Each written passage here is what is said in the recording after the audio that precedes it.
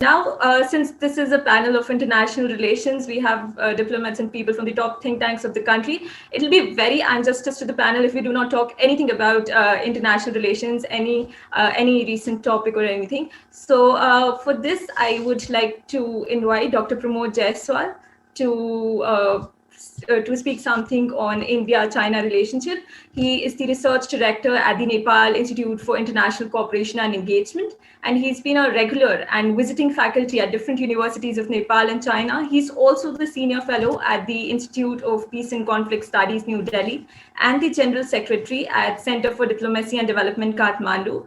He holds a master's, MPhil, and PhD from School of International Relations, Jawaharlal Nehru University, New Delhi. And in addition to it, he has authored, edited, and co-edited 10 books on China and South Asia affairs. Sir, please, we would really want you to throw some light on some present issues. Thank you, Paki. Honorable Chief Guest Ambassador Vishnu Prakash, distinguished participants, and team of TCR. First of all, I think I must thank Paki and the team of TCR, Lead Fest 2020, for this opportunity. It is my privilege to speak today as a keynote speaker. It is my first attempt at this role, though I believe that I'm too young for this, and I'm still a student of international relations, and I'm learning. So I'm really thankful to the organizer for this opportunity. It also to speak today on the conference of our at the presence of our chief guest today, and Mr. Vishnu Prakash. I really enjoyed listening to him and I have learned a lot from him. It is really a difficult task for a teacher to put his thoughts in 10 minutes when you have wonderful students in the audience, because our hours. However, I'll try my best to wrap up in 10 to 12 minutes. I have a slide because there are a few maps as well, so I thought I'll go with that. Basically, like, I'll be talking about Nepal's China conundrum, where India will be factoring into it. So let's look at, before we start, I think as a student of international relations, we should talk about how small states like Nepal behave in international relations. First is that small states like Nepal, they are positioned very low in the structural ordering of international system, and they have very limited role in international relations. The prime objective of small states like Nepal is to ensure their own survival and development. That is what they want from the international system. And due to limited role, they promote their national interest through international organizations like United Nations, or alignment by forming alliance with different countries or big powers. They also have difficulty in exercising independent foreign policy. Nepal is a classic example that it has to take sides at different point of time. But they do not align with one specific actor all the time because it can be counterproductive. At the same time, changing alliance has always provided them maximum economic and security gains. Small states like Nepal, they benefit a lot if they're caught between two adverse big power, as it can lead to competition or influence. Nepal is an example here between India and China. If a small state is perceived to be closer to their adversary, it seeks to improve its relation with the state to minimize possible static damage. That is what happens between Nepal, India, and Nepal-China relations. No state can directly threaten a small state, as they can align with other power, which can be counterproductive. So though small states are very small, it's very difficult to threaten them. Because if you look at the history of the world, attack on a small state sometimes have triggered big powers, like World War I, World War II had some traces of that.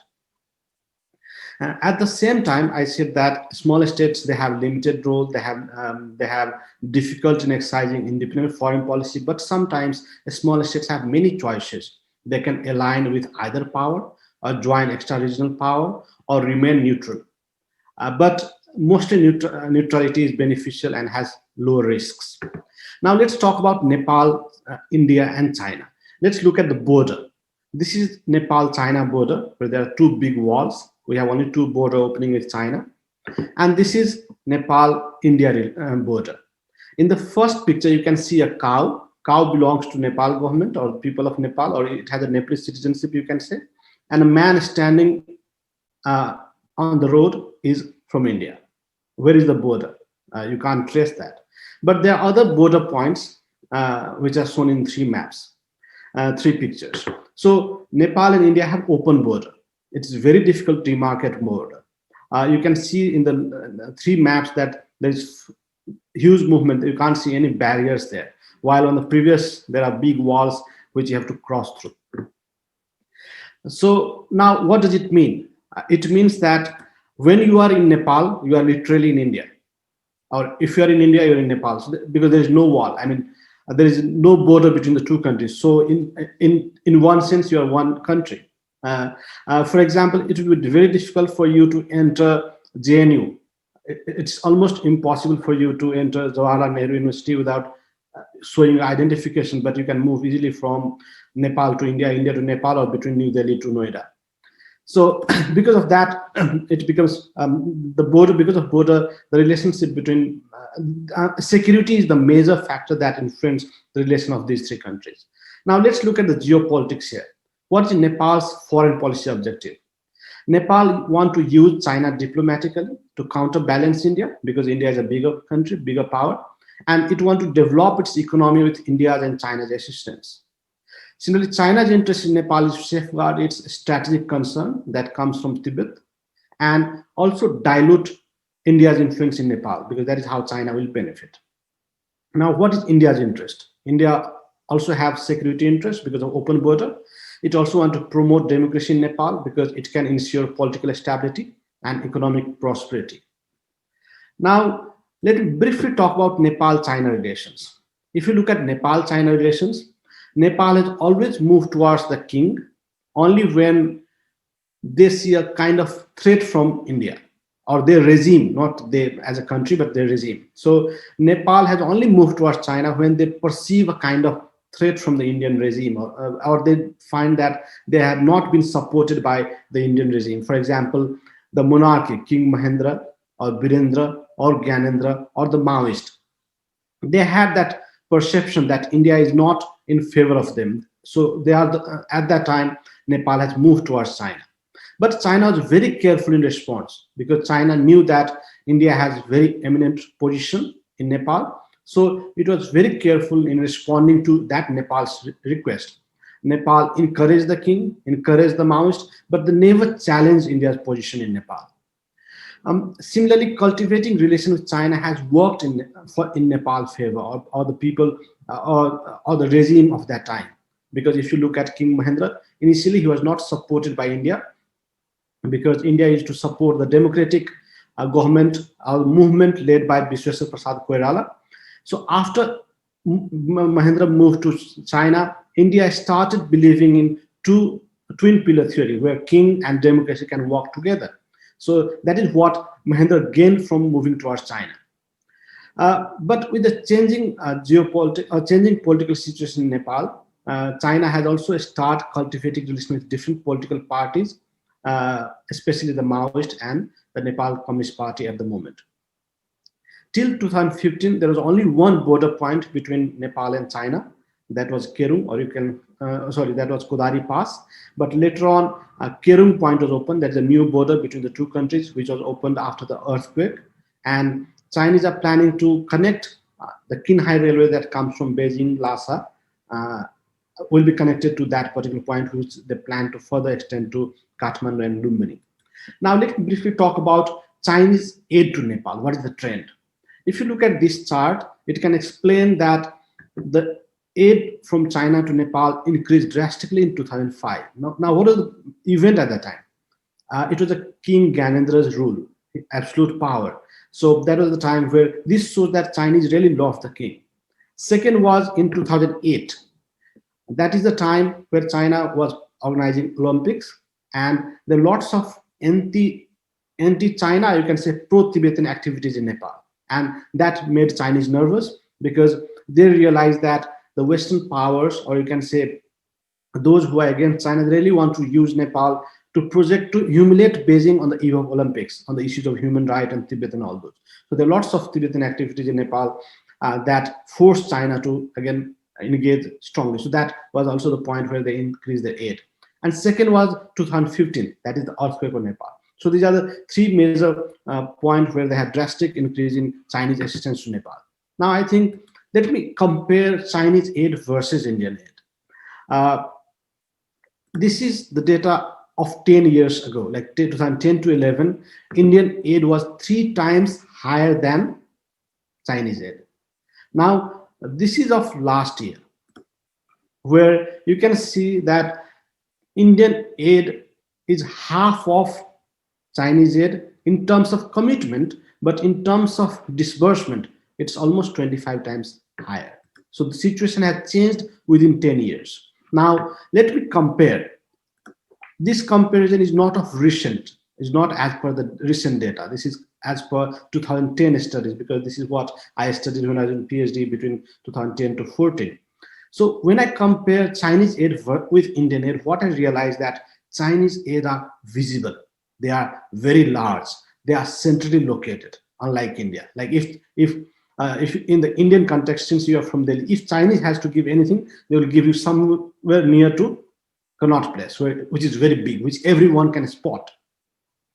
But if India has to give something, they will give you somewhere in Gurgaon or even beyond Gurgaon, which you call Manesar or somewhere, where not everyone or one corner of Noida. So that is the nature. That again, second, like if Indian has to have 1 million rupees, they will give for 10 small health posts, which is good for the country, because in remote part people don't have access to health. But if Chinese has to give, they'll give you at the center, like maybe at near AIMS, which everyone can see. So that is the difference between Chinese aid and Indian aid. That Chinese aid, they make sure that it's very large, it's visible and centrally located, so everyone can spot it. Second, in terms of objective, Chinese aid has certain objective. It either has to fulfill security interest or goodwill. It was the same with Indian aid before 90s. During 1970s, 1980s, India had similar objectives. But Indian aid at present, they lack planning, they lack strategy. Like when do Indian give aid? Republic Day of India. You come with the sweets to my house, and it doesn't matter whether I might have diabetic, but you come with the sweets. So it's like it lacks planning. Or a state visit, when the Indian Prime Minister comes to Nepal, he brings 100 kg of chandan to Pashupati. So they really lack planning. 100 ambulances on Independence Day, whether we really need it or not. So that is the difference in terms of objective. Indian aid is not that not strategically oriented.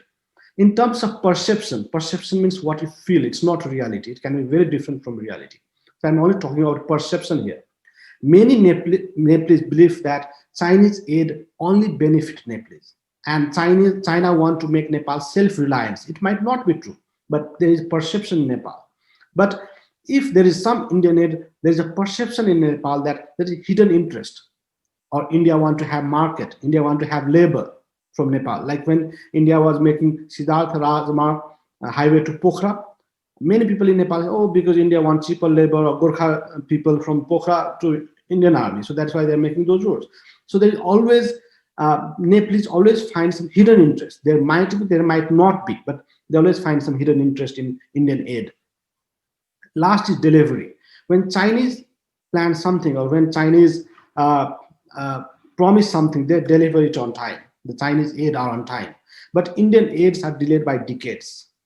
There are few exceptions on Chinese aid as well. Like for example, Melamchi water project is long delayed. It's still under construction. The ring road is completed, but it was long delayed. But overall, like Chinese aid are on time. Now, let me look at the India factor. I think it is very important to understand India factor when you talk about Nepal-China relations. India had objected to construction of Kodari Pass in 1963, and you can understand the reason, because the two countries had gone for war just before 1963, 1962. So India had objected to that. Until 2015, till the earthquake, that was the only connectivity or only border point between the two countries. After 2015, Kerung Pass was opened.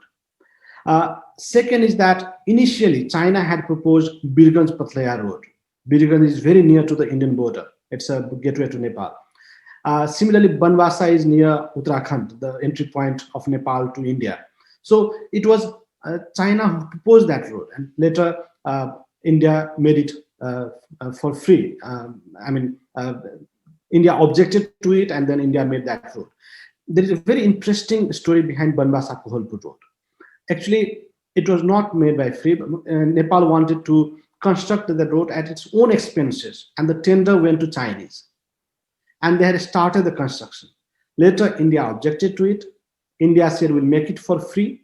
And India had to pay fines to Chinese because they had already spent some for canceling the project. So India paid the fine and made that road for free. So this shows a kind of competition between the two countries. Initially, it was the Chinese who talked about the railway, that we should have railway connectivity with Nepal. And then India responded that we'll have railway connectivity with Nepal at 6 different points. The points has been mentioned here. Again, India repeated that we'll have railway connectivity with Nepal. And then again, in 2018, Modi said that we'll have railway from Birganj or Rakshol in India to Kathmandu. So there's a reaction to Chinese proposals here. Similarly, many believe that BIMSTEC is a kind of a reaction to BRI. It's a counter to BRI. Now, what is Nepal's strategy for development? Where does Nepal stand? Nepal believes that Nepal has not developed itself in spite of the rise of China and rise of India economically. Both India and China are economic power. They have rapid development, but Nepal has failed. And the reason behind is that Nepal feels that there is an insulator between the two countries, between Nepal and China, as well as Nepal and India. Insulators are the poor states of India, like Uttar Pradesh, Bihar, Uttarakhand, West Bengal. Again, among those states, Nepal borders with one of the least developed parts of Bihar. Nepal borders with not only Bihar, but leads most underdeveloped part of Bihar. Similarly, most underdeveloped part of Uttar Pradesh, or you can say West Bengal. So it's like an insulator. Similarly, Nepal borders with Tibet. It doesn't border with Shanghai or Guangzhou or Beijing. So because of that, Nepal is not able to get benefits, or you can say develop at the same rate, though we are between two big economic giants. So Nepal needs connectivity. Second is that Nepal have realized two major sectors, hydro and tourism. Hydropower and tourism are two sectors where Nepal can develop. So India and China both have capital. They have huge capacity to invest. At the same time, both have technology. India can be a potential market. So Nepal really want India and China to work together in the hydropower sector, and we can get some economic benefits. Similarly, through tourism, Nepal is a beautiful place. You might have heard about it. In a very small territory, you have highest mountain in the world. You have low altitude. There is a variation of temperature within 100 kilometers. Huge variation, in fact, from snow to summer you can have within 100 kilometers. Similarly, out of the 10 highest mountains in the world, 8 are in Nepal. So because of that, there's huge potential for tourism. And Indians and Chinese, they're getting richer day by day, and there are a huge population. So if it is very easy for Nepal to tap those customers, or you can say tourists, so Nepal see lots of potential in these two sectors. But for that, again, we need connectivity. And for that particular region, Nepal signed BRI. But what does it mean to Nepal? It means connectivity. Let me give it, this is two pictures. The first on the left is an old railway that we used to have between Janakpur to Jayanagar. I have traveled from that. And it disappeared. And you have just, it's not even started. India has constructed the link. This railway was bought by Nepal, which will be in function in a few months. So we had to wait for decades for better connectivity. So whatever was there in the past has also disappeared when it comes to connectivity. Now, what does BRI mean to Nepal, and why Nepal is so ambitious about it? First is that this is the map of Nepal. The lower mark in blue are the places where India will be connecting Nepal through railway. So there will be railway from east to west. You can see Dhangadi here. So here to, from Sikkim side to Uttarakhand side, India will be constructing railway. The upper purple lines are places where Chinese are planning to have highway, or Nepal and China is planning to have highway. The red line is the Kinhai railway that is functional, but dotted blue line is under construction. So it will reach to Nepal border maybe in few years. Now, if that railway reaches to Nepal, And if there is proper connectivity within Nepal, what will it mean to Nepal? First, let me talk about BCIM. This was talked much when Manmohan Singh was the prime minister, not much in the present government.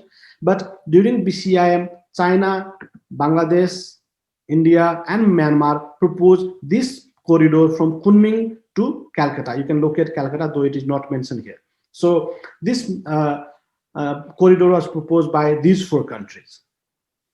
Now, at that time, Nepal realized that we can benefit from that BCIM, because if we make the complete circle, like BCIM only make the lower U, and if you make upper C, inverted C, what will happen? It will connect Kunming, Lhasa, and Kathmandu.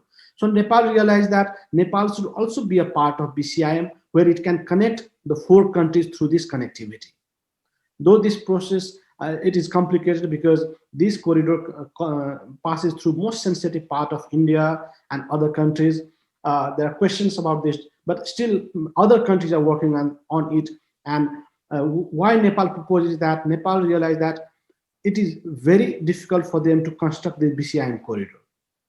And if Nepal become a part of it, maybe it will be faster for goods to come from Kunming to Lhasa, Kathmandu, and Calcutta, because from Kathmandu to Calcutta, there is proper network, because all our goods comes from Calcutta. So if Kunming want to send something to Calcutta, they have 2 options, either to send through 4 countries or through China, Nepal, 2 countries. So Nepal realized that since there is better connectivity on Chinese side, there is enough infrastructure, maybe, Nepal can be a transit point between 2 countries. Now, if BCIM would have worked, what would have been the emerging market of Nepal? Nepal could have connected itself with the global market, because right now Nepal is not able to connect even with China and India, because they're insulators. You all know that in India there is a quadrilateral, like New Delhi, Mumbai, Chennai, and Calcutta are connected by fast roads and trains. There is better connectivity. Similarly, India is working on through BIMSTEC and other Mekong India Economic Corridor. India is trying to connect itself with Southeast Asian countries like Myanmar, Thailand, Vietnam, and all. So this triangle is under construction. China is already connected with the world, East Asia and the world. So if BCIM would have completed, or if the upper circle is completed, what will happen? Nepal will be able to connect itself with India, which is the biggest South Asian market, with Southeast Asia through this triangle, and with China through the upper links. So that is how Nepal will be able to place itself among the world's biggest market of the world. That is what Nepal realized. Now, still there are lots of confusion in Nepal because of the relationship between India and China, which you are aware of, and I'll not be talking today. But what is Nepal's dilemma is that Nepal have realized that China's adversaries are the best economic engagers. Those who really hate China, who have very conflicting relations, have the best economic relations. China, US, China, Japan, China, India, China, South Korea. They have the worst relations when it comes to political relations, but they have the best economic engagement. The number of German taxis in Shanghai is more than what is there in Berlin. So these are the kind of engagement that China had. This makes Nepal confused that how is it possible. Second is that in spite of conflict, trade has expanded between India and China. There is one news here of that time, that after Doklam, the trade increased by almost 18.63%. Some said there are different data of that. So in spite of conflict, the trade between India and China have increased. So that is another dilemma that comes to us. Second is Nepal also have dilemma in dealing with China's BRI and America's MCC or Indo-Pacific. Second is that when India talks with China, because this is a new world where there is not state-to-state relation, people are involved with. So what happens when there is dialogue, when India raises concern with China, obviously Nepal is aware of that. So most of the dealings that happens today is that, when Indians talk to China, they talk about trade deficit. Now, this small neighbor also asks the same question, that does India consider trade deficit when it talks to small neighbors? Because that is what India is doing with China. India is asking China to decrease trade deficit. Now, a small neighbor asking similar questions. So this is what is being raised here. Now, what I think, there are few more questions, but I'm running out of time, so I've just kept it to here. Now, what I think is that India needs policy reset. I can give one more example. Like yesterday, since 1 or 2 days, there are lots of news about the Canadian Prime Minister talking about farmer protest, and India says, "Oh, Canada has no right to say that." Now, these things are debated or talked. They get highlighted in Nepalese newspaper that okay, if India do not like Canadian interference, how can it question on the constitution issues of Nepal? How can Nepal, India give advice or comment on the constitution? So this is what the neighbor around India is also questioning on similar lines. That is how they're learning, because in the past, and because people here plays a role here. It's not only state government and all.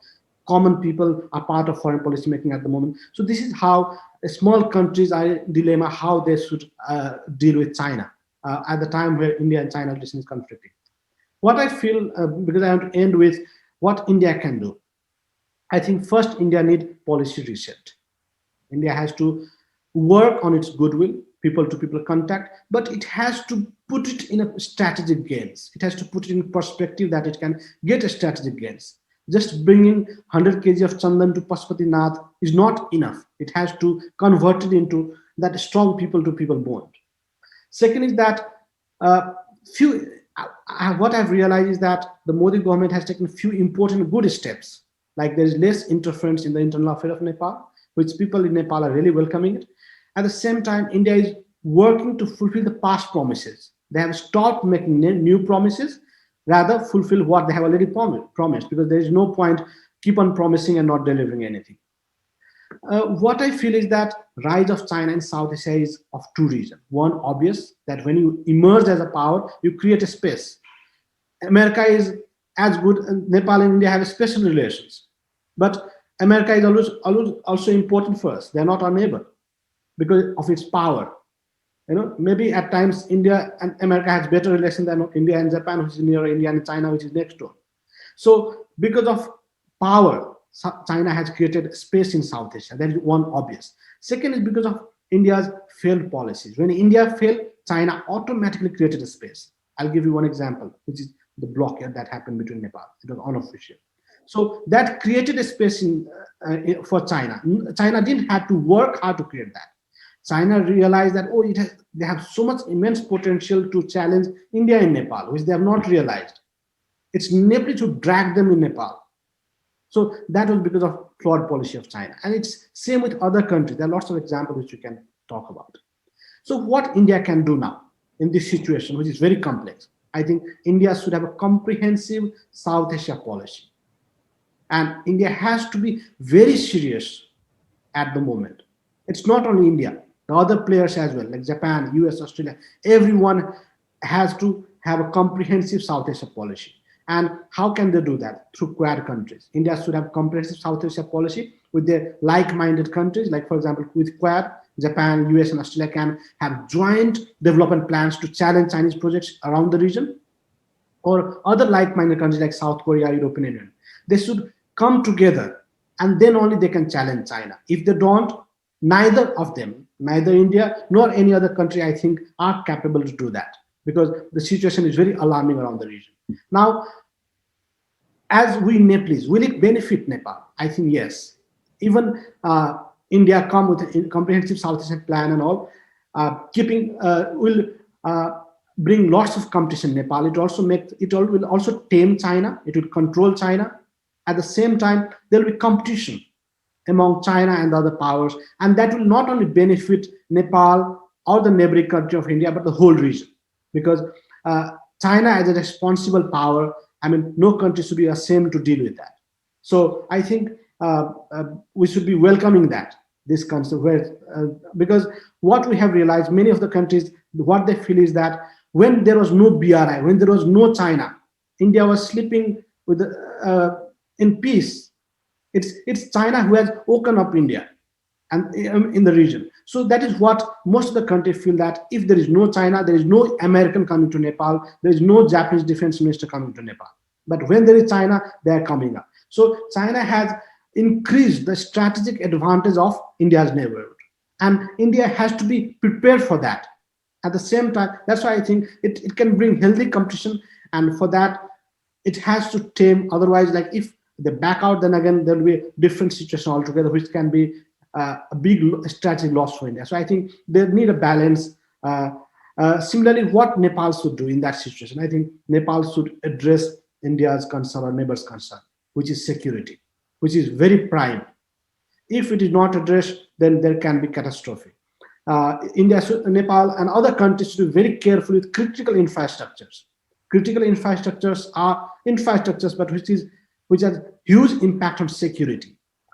So Nepal or any other neighbors of India or other countries should be very sensitive towards those infrastructure. Even Nepal should be sensitive to those Indian projects which can be of concern to China. It's not only one side that China has to be concerned, or Nepal has to. All three countries should be sensitive to those infrastructure that can alter the balance of power. I think I'll end it here. Thank you.